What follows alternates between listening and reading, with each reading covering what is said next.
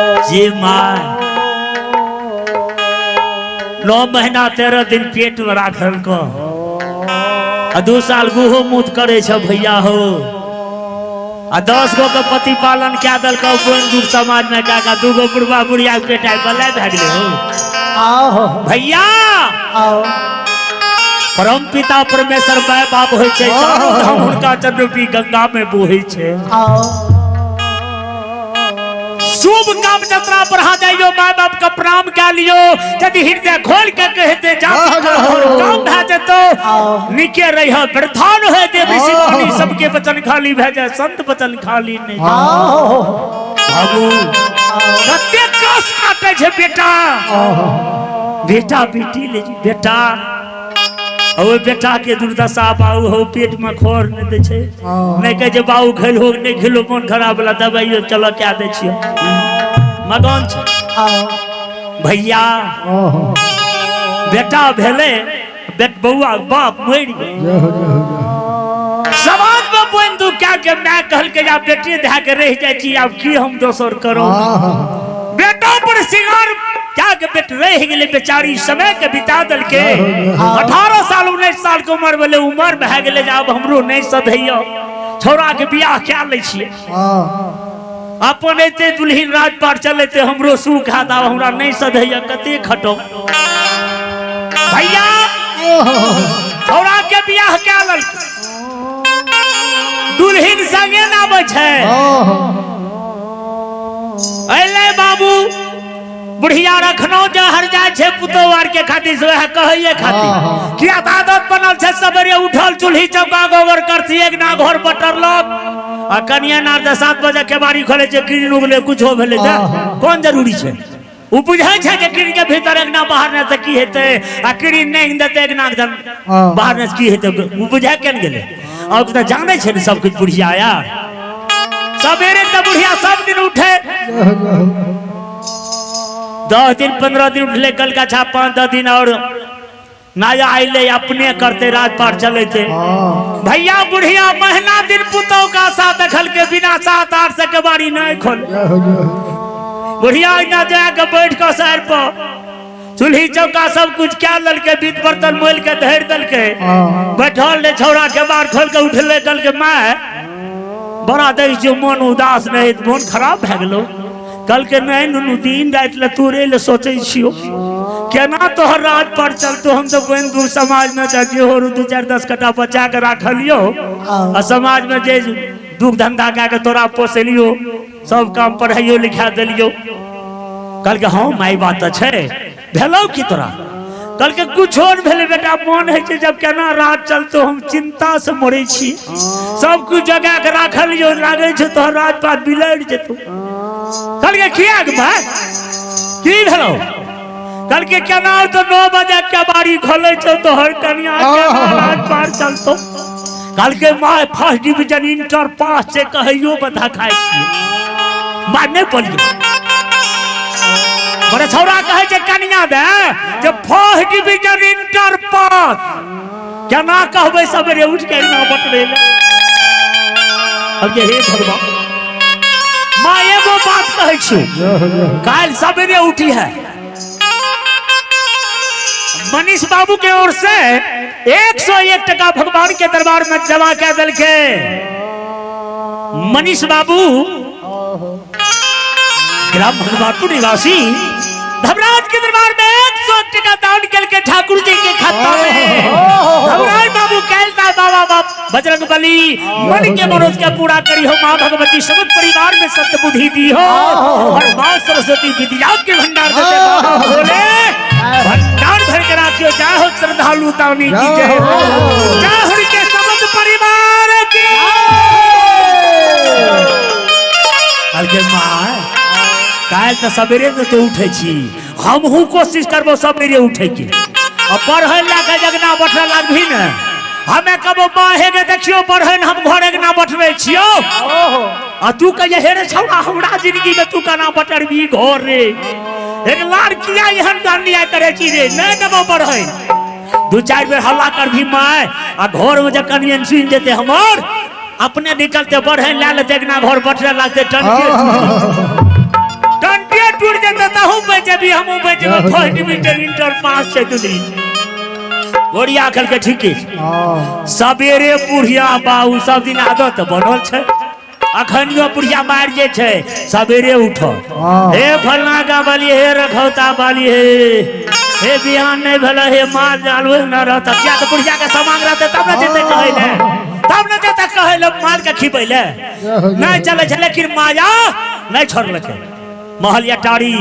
सोना चांदी हीरा मोती जवाहर सब कुछ नहीं जेते लेकिन तो भी तो माया नहीं छोड़ अब एक मंजिला भले मन में है जे पुरका ढाल देतिए दू मंजिला ढाल आ तेसरा 5 मंजिला तक मन बना ले छै कि भैया सोना चांदी हीरा मोती जवाहर सब कुछ में कुछ न समझ एक भक्ति भजन सब काम करूं लेकिन धर्मराज ठाकुर जी भगवान पर आशा लगा बोलिए दादा धर्मराज की बुढ़िया सबेरे उठले आ छौरा हुलुक गुलुक करे रे जब मैं उठते की कखनी मनखुश कुमार की ओर से भगवान दरबार में 5 टोल मनखुश कुमार की ओर से भगवान खाता में 20 टका के दाने ले माँ भगवती अर्जी करिए हे माँ सत्य बुद्धि दियो माँ सरस्वती विद्या के भंडार देते और जो भी योग पैसा सब दिन देना रहे दूसरो धर्म खाता दान करते क्या ताली का हाथ है जन्मबा और दान करने से धर्म नहीं घटे गुरुदेव और क्या बार खोल के बुढ़िया झाड़ू लेल के थोड़ा उतर ले घर से निकल के माँ है गे एक माँ बुढ़िया के की भेलो रे माँ है गे देखियो झाड़ू हाथ के झाड़ू देखियो करके की कर भी रे करके माँ हम ता घर एक ना बटले चोता तू दूसरे कोनो धंधा कर बुढ़िया कहे रे हेर छोरा दिमाग में झुसक मारी कहियो तोरा हम काम रहलियो आय हमरा जिताजी ने छै झाड़ू ले के घर एक ना बटरबे हेर किया ना करे छी मोर जबान त तोरा देखै लेबो जे निकला तो करिया बुढ़िया कहे झाड़ू नहीं दबो छौरा कहे लान माहे गे हम एक ना बटले चोला गे कन्या जे घर में सुन ले हल्ला माय बेटा के एगो पलड़ा खोल के हे एना के ताके खोल के केवाड़ी हटा देलकै कहे करे छकना ओए देखल के नींद न पड़े दे छै नींद न पड़े दे छै करे दे छै की भला तोरा दुनु में भूत क्या बढ़िया कल के नहीं कोनो झेल छै कन्या देखो ने कहियो एक ना देख तोरो भला 2 महीना कहियो एक ना घर देखलो ना बटरे दुआरोटा खर्रे कहलिए देखलो न तू कल के हां देखलिए है किस छै की बात छै अल्लाह का ठीक छै कल के कहे चला मैं पढ़े न बेगना घर बटरबे कह कन्या निक लागे जाकर जजमेंट तो ही दे दो एकर फैसला तो ही करो कन्या कन्या के बार तक के फैसला की करबा एकर जीवन छै जगना घर बटरे जाए जान तो यहां बटरे लेते काल तो ही जाहे कल जुग के कन्या भैया समय पलट गेले ने जाहे कल जुग के दुल्ही लेकिन भैया पुतहुओ के पुतहु आवे छै बदला माफ नहीं है तो बदला माफ नहीं भे सके परम पिता परमेश्वर माय बाप हो छे उनकर वचन के पालन करियो आ सेवो करियो अगर के बेटा बाबू मन खराब बेल का उड़ के पुरबा खो खो खो खो खो खो करके आ रहले लेकिन ना भैया आए धर्मराज ठाकुर जी उदा बाबा के जे कलहू पर बैठल छे धर्मराज ठाकुर जी कह रहले बाबा भावड़ी जी वहां वचन लिए पूरा करियो धर्मराज बाबा हे हो बरसाता बन के जे हो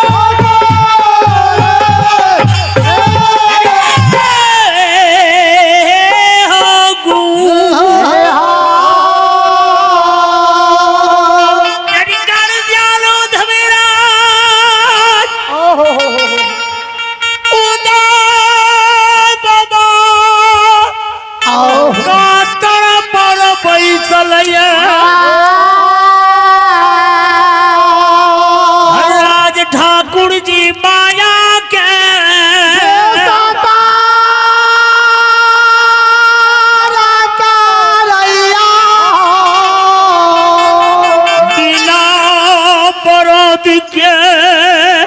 बलहू घुमो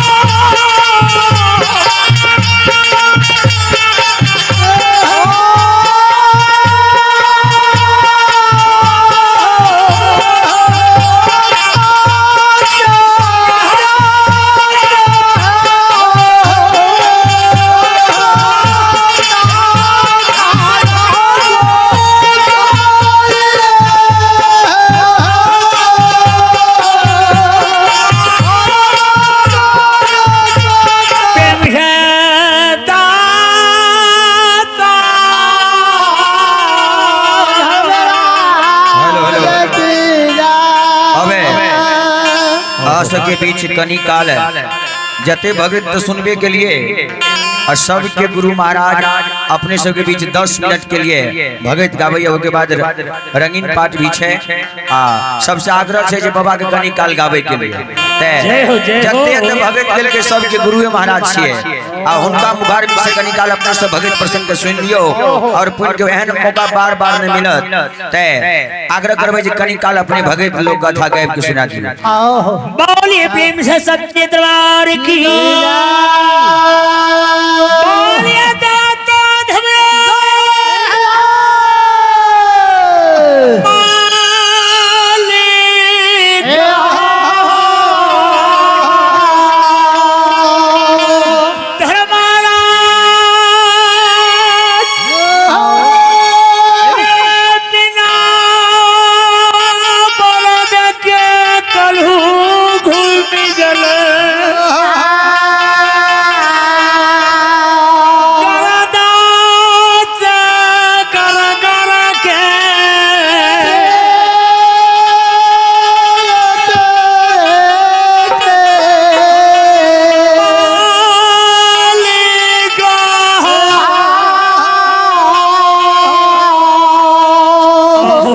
एक गुरुदेव आओ उदा बाबा के बिना बढ़त के कलहू घूम रहा आओ गर्दा से गर थी घबरा कर गए उदा साहब तेल चुआ